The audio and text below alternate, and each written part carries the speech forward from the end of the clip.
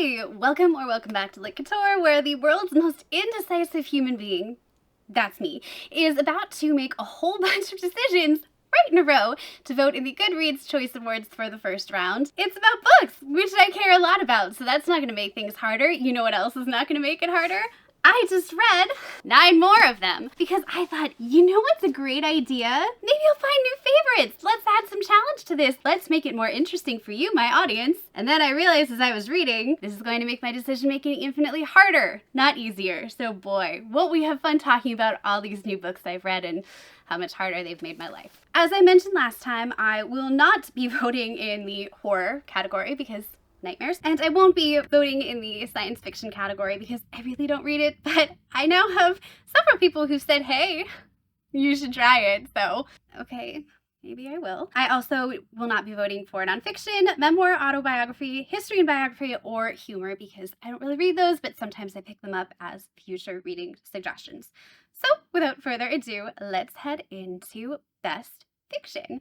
So for this category previously, the book that I was absolutely positive that I was going to be voting for was The Wishing Game. I read this and I loved it so much over the summer. It absolutely brought me back to discovering the magic of reading when I first discovered the very first time, you know, when you're a kid and you just get lost in a book and you stay up all night reading for that very first time and you're sneaking reading and your parents are like, why are you looking so tired? And you're like, no reason, I'm fine. Pass the really sugary cereal, please. Can I try your coffee? Yeah, that was this book. Oh, all the magic came back. And it's a book about books, which I always love. A book about writing and books is going to get me every time. And it is just, this one's magical, you guys. I can't recommend it enough. Meg Schaffer, I will read everything you write forever. And then I thought, well, I do have a special edition. That was the challenge, by the way. If I have a special edition, I have to read it. Of Yellowface. At first I thought I was just worshipping at the altar of Babel. No, I was worshipping at the altar of R.F. Kuang this entire time, apparently, because this is also 5 stars and this was also brilliant, and what a shock. I love another book about books and writing. I know I was supposed to hate the main character the whole entire time, and instead I was sitting there like, are we sure this isn't a thriller? Because first of all, my heart was racing for this entire book. Like, I felt like I got a cardio workout in for like a solid 3 hours as I just sat there and did not move and read this in one single sitting. And I know, I shouldn't have been rooting for her. And instead I was like, grab that notebook, grab that, don't you leave that behind. Oh my God, you're gonna get caught, don't say that. No, run, don't do that. I was 1000% invested in this book. It was absolutely 5 stars. The writing was so incredible. I loved everything it had to say about the industry. This was amazing. So I'm going to vote for this one for Best Fiction, and The Wishing Game was a debut, so The Wishing Game can still get my vote elsewhere. I voted by choice. There you go. Okay, next category. Best Historical Fiction.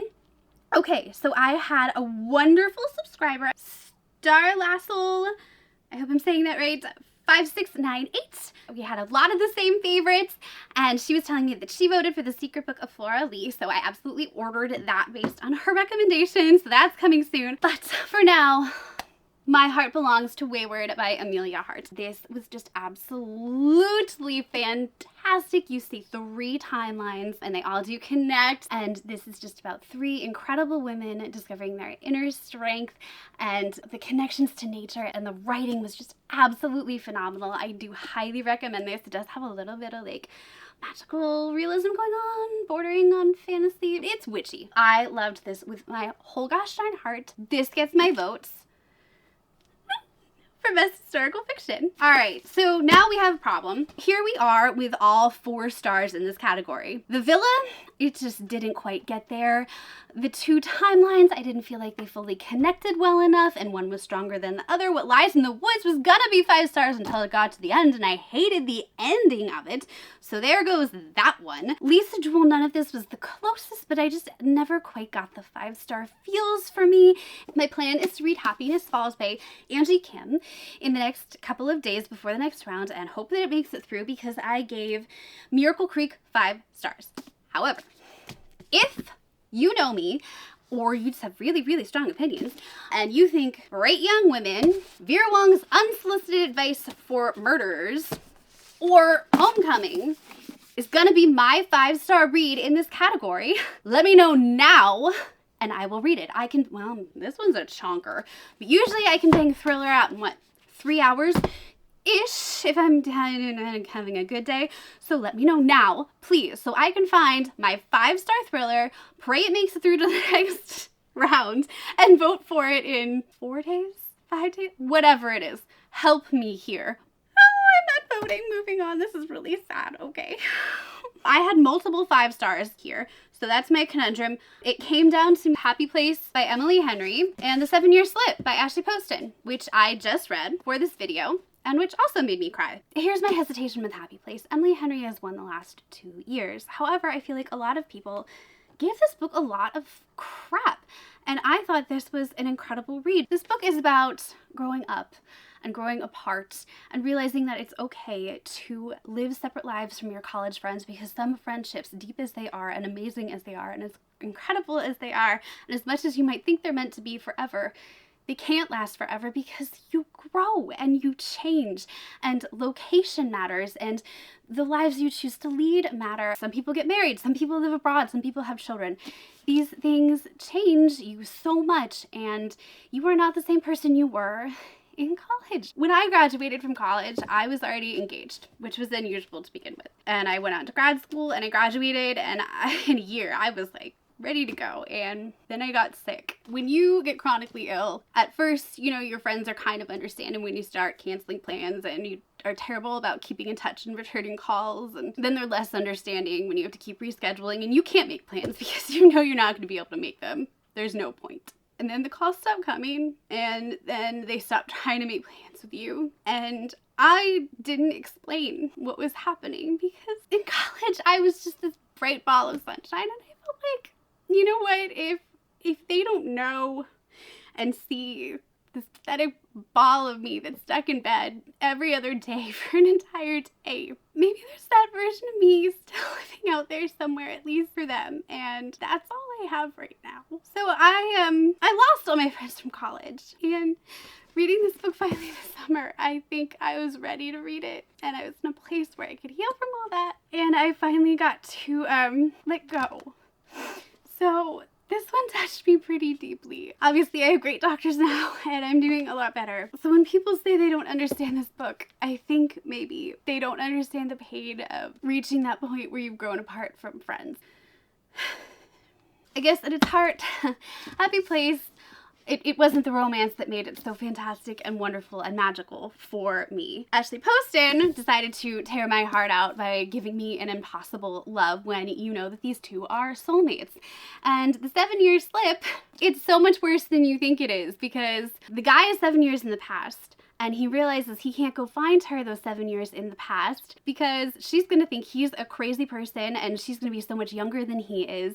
And when she is in the present seeing him and she goes and finds him, for him it now seems like it's been 14 years, and it is just this heartbreaking, beautiful, wonderful, magical tale. I would have never been able to do that math. Like, thinking about the time travel, man.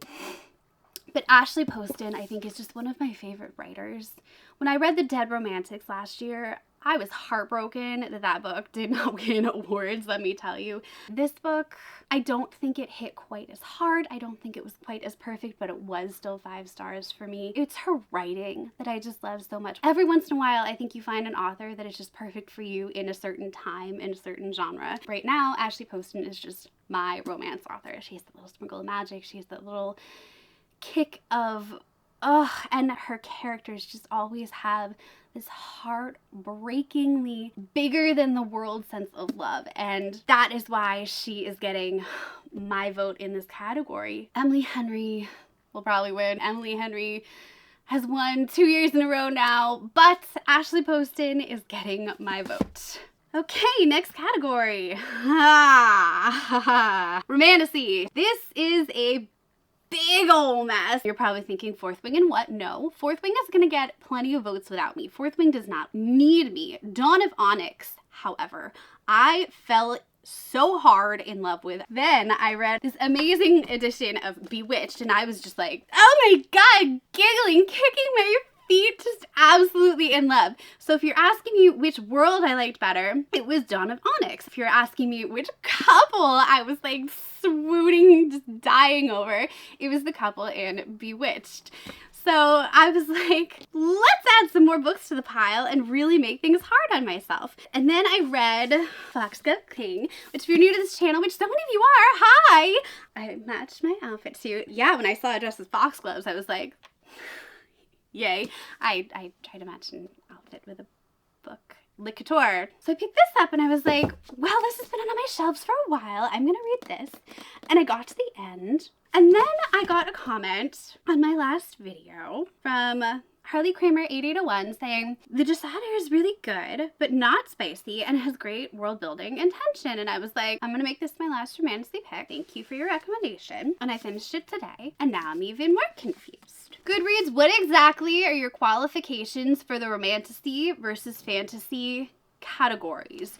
Because there is no spice. Finally, after like 500 pages, we get a little something something. And I guess technically, like, we get a kiss. Woo. In my opinion, if a book is in the Romantasy category, the romance comes before the fantasy, very heavily focusing on the relationships of the characters and their development of said relationship. My problem now is that both of these are 5-star books for me. The Foxglove King by Hannah Whitten had some of the best descriptions of magic I have ever read in my whole entire life, and I'm including like gosh darn Brandon Sanderson. I'm sorry, I know this is blasphemy. I couldn't put this book down. It was fascinating. It was brilliant. My problem is the romance part. We got this guy, okay, and then we got, and it's supposed to be a fair love triangle. No, but we got one guy who's like, I see you more as a friend, and the other guy who she's like supposed to have chemistry with, and I did not buy their chemistry for 1 minute of the book. I thought she had more chemistry with the other guy, and I feel like they're supposed to end up together maybe, and I was so confused by who I was supposed to be rooting for by the end of the book. I think I'm rooting for the wrong guy. At the end of the book, I was just like, you're in the Romantasy category. I don't even know who I'm supposed to be rooting for relationship-wise. I only like one of them, and I'm telling you right now, the one guy, he is never going to satisfy you. That's my conundrum with Foxglove King. Then we have the Desader. Or no, I was pronouncing this wrong the whole entire time. Desader? I'm still not getting it right. Holy moly, the world building. I feel like I need to read this a second time to get every last detail I can wring out of this thing. This world is so unbelievably complicated. There are multiple kingdoms we're dealing with. We've got this massive history, a magic system I barely still understand because the whole thing is a little mysterious. It's supposed to be. We've got this whole trial thing going on. We've got all these different cultures kind of clashing together, which are sort of the same, sort of different. I'm gonna say though, I don't know if it's just this edition, but dear God, can we get a map and like a glossary and maybe like a brief history? And really you only feel that maybe for the first 80 or so pages. And once they start traveling, I couldn't put this book down. When they started traveling from kingdom to kingdom, that's when you start getting more little descriptions to have you grounded in each new place, and this was remarkable. I also think, however, the fantasy in this book outweighed the romance. This romance, however, what it did give me. At first I thought I was gonna hate this romance, okay, because we start off with like, they make each other bleed. I'm just gonna let you know right now, like, stabby stabby, 2 lovers. And sometimes they don't come back from that in my eyes. Like, you're gonna have to like get on your knees and freaking grovel for that. As you watch the relationship build, as you watch the hatred slowly fade, the trust slowly build, the little blushes here or there, the little eye glances, the little touches then slowly. And when they finally have one like, maybe this one could be Romantasy, but how you can deny this as just fantasy? And same with the Foxglove King. The magic system was off the charts. I don't know, you guys. So now I'm really torn. I guess based on talking through this had the best of both worlds. It doesn't win best magic, it doesn't win best romance, but when you combine scores, I think the winner is the Desader. Oh my gosh. And still to be read in this category, by the way, I will be attempting tomorrow. I still have one special edition to go, and I felt pretty confident that Hurricane Wars is going to be the one to make it through. So I'm still planning on reading this and seeing if it changes my vote again. But for now, holy cow. Thank you for telling me to read this book. I still can't say it right. It just said Air by Sarah Hashem. That is getting my vote. Oh, I can't believe it. Oh my god. Okay. Okay. Well, this one is nice and easy. So I was planning on reading 2 books from this one, and I've been saving Emily Wilde's Encyclopedia of Fairies since I got it last year for this time of year, because I opened it and I saw that it took place in October and November, and I was like, I already know I'm gonna love this, and everyone was saying it's fantastic. And I also had The Witch King to read in this category as well as Headtress, but I explained in my last video. I have to get through more of the Cosmere first. I had no willpower. I was like, no. I read this one first, and oh my god, I loved it with my whole entire heart, you guys. It was so worth the wait. I'm so glad I waited. It was the perfect time of year. We just hit that cold snap, and like, look at the picture. Like, we've got snow and stuff. It takes place in a really cold Scandinavian setting, and I loved everything about this book. It was fantastic. This felt more like Romantasy than the 2 books I just talked about, by the way. This was incredible. I loved everything about it. The characters, the writing, the setting. The fae were the wonderful folklore type fae. It wasn't too violent for me. I mean, there were some violent scenes, but they were brief. I mean, everything about it, everything that happened, it gave me more than I was expecting. This is like my fantasy. Give it to me. Heather Fawcett, thank you. This is one of my favorite reads of the whole entire year. Oh my gosh, freaking out. I would die for her dog, Shadow, okay? And when he, like, that little twist about it, loved. Okay, and the hilarious part, you want to hear the hilarious part? I am Wendell Pampleby, and my husband is Emily Wilde. This is our personalities. I'm the one who, like, goes around and makes friends and, like, chats with everybody everywhere, and, like, he's just the quiet one, and, like, we'll read in a corner. Like, this is us.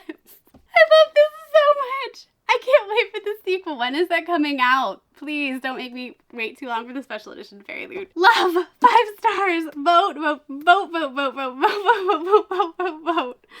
So easy. Giving science fiction. Giving horror. And now my life gets better. Let's clear some space. Red Spice wrote and loved it, but sadly, this category came down to can anything beat Bring Me Your Midnight.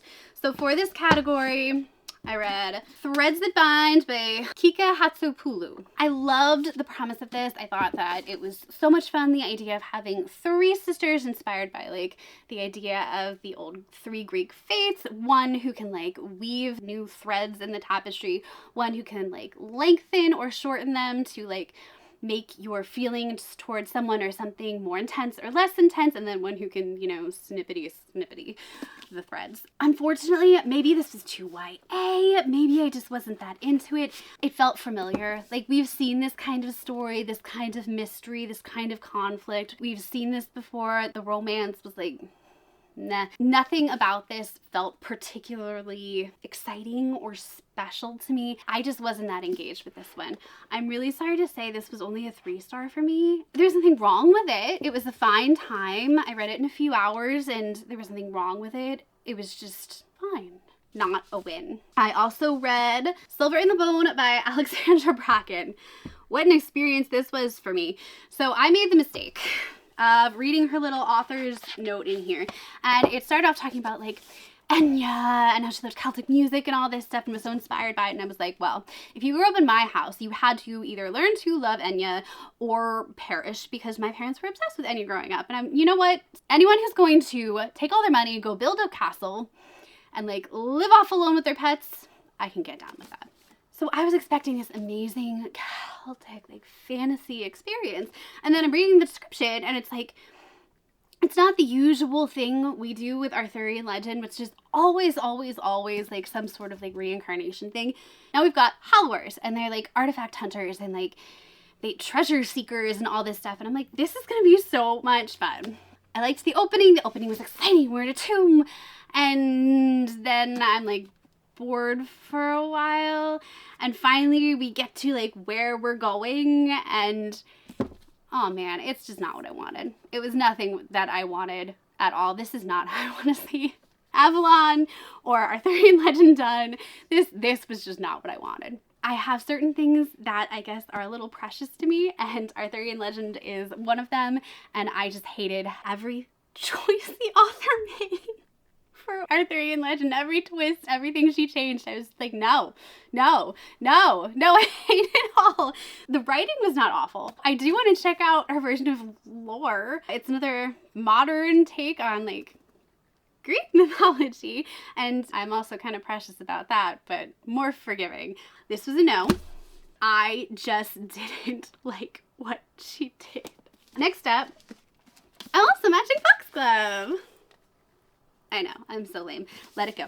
I was really nervous to read this because last year in this category I voted for Belladonna, and it was one of my all-time favorite reads. Like, I loved that book. Everything about it was perfect. The atmosphere, the writing, the characters. I was like, take me now, Death. I was very nervous because everyone was like, this is not as good. What was she thinking? Is it second book syndrome? What is going on? And I was like, oh crap. What did she do? Nothing. She did nothing. I mean, I can kind of see why some people maybe didn't like it, because now suddenly we have dual POV between two very different characters. And if you loved Signa like so much like I did, maybe this new character who is pretty different, you're not going to love as much. However, Signa is very different from me. And this new character is, a little more like me. So it worked great for me. I had no problems with this book. Also, I think a lot of people were just reeling from the fact that you saw her figure out what was going on with her powers. You saw the initial relationship build. What do you think's gonna happen in a sequel? There's gonna have to be like new characters, new things happening. Obviously, things are going to shift and change. We just wanted another Belladonna, I guess. But I loved Foxglove. Did I love it quite as much? Probably not, but I gave it 5 stars. Did it beat Bring Me Your Midnight? Really close, but no. No, it did not. But I don't know why everyone was so down on this book. I loved it. The writing did not fail. I thought it was so interesting. I like the new characters. I didn't mind the split up POV and the ending. Oh my gosh, if you were one of those people who DNF'd this book, do not DNF this book. By the time you get to the ending, you're going to be like, oh. Trust me, guys, Wisteria is going to be good. I feel it in my bones. I also read Song of Silver, Flame Like Night. This one I gave 4 stars. It was almost a 5-star, except I found the beginning to be really confusing. Like the first 100 pages, I just was so lost in this world. If you don't know anything about yin and yang and qi or qui or however it's pronounced, you are gonna be really confused for a while. And the only reason I got through was because I had read Shanghai Immortal this summer, but this is a YA book. I felt like the explanations were really lacking. And maybe that was kind of on purpose because our main character spent her whole life with this mark on her that had confused her whole life, and we're supposed to be able to like empathize with her. And I feel like this author did not do anything without purpose. I know it was choice because the entire world cracks open like 100 pages in and everything is painstakingly explained to the point where you fully understand everything. But it took me a good 100 pages to get into this world. And I don't know if it's a me thing. I don't know if I was really tired. Maybe that was it. But I just felt a little ungrounded and lost for like the first 80 to 100 pages. And then I was so sucked in. I was so invested. Minus one tiny thing. So we have like 4 demon gods, right? I'm going to go through those with you. We've got a phoenix. Got it. Dragon. Absolutely. Blue tiger. Okay. Black tortoise? You expect me to be afraid of a black tortoise? What's he gonna do? Chew lettuce at me? Chew me really slowly, I guess, if he's really big. I mean, that kind of made me laugh at points where it was completely inappropriate to laugh. The writing was incredible. The romance broke my freaking heart. These two are so pure. Like, that is the word for them. My heart ached for the romance in this book. This is like Romeo Juliet levels of like, they're so young and beautiful. I just love them so much. Please let them be together. I hate you, whole stupid world. Just stop it. The world building, the magic. I'm just listing things at this point. This was an amazing book, but for the first 100 pages, I just was not connecting. I don't know what was wrong with me. And then I was in love with everything. It did not beat Bring Me Your Midnight, obviously, but I do recommend it. Yes, this was a wonderful book. So here is my pick for YA fantasy and science fiction voting. Also, in case you're wondering, hey, you didn't talk about some of the books you were going to talk about. Yeah, no, I know, I'm aware. But I am really confident, I'm positive, Divine Rivals is going to make it through. And let's face it, Divine Rivals is winning this category this year, so I have time to read it before the next round. And I'm pretty sure A Study in Drowning, based on the numbers, is also going to be making it through. So I'm feeling pretty confident that I have time to read this before the next round as well. And will either of them beat Bring Me Your Midnight? I don't know. I'll let you know. That's right. Goodreads still owns me until this is all over. Next category. I only read one book in this category, but I'm voting for it anyway because it was so gosh darn cute. Never ever getting back together. I should have grabbed it, but it was just the sweetest little romance. These two girls start out fighting over this guy, basically, sort of, kind of, but maybe there are better options. Vote. And best debut novel. We all know where this is going. My favorite book of the summer was The Wishing Game, and as such, it will be getting my vote for best debut. And if I have time, however, I will be trying to cram in Inkblood Sister Scribe and possibly Did You Hear About Kitty Carr? Vote! Yeah, that's everything. I read 9 books in, 8 days? For this, I'm still planning on reading some more in between now and the next round, so we'll see if they change anything. I really hope Bring Me Your Midnight makes it to the next round, and The Wishing Game. I might cry if they don't, but that's it for me. Thank you all so much for joining me for my voting. We'll find out the results together. I will not be looking at them until I have a camera on me. So, boy, won't that be fun for my self-control. Anyway, I'll let you get back to your book. I will be getting into some of mine. And I'll see you next time, guys. Bye.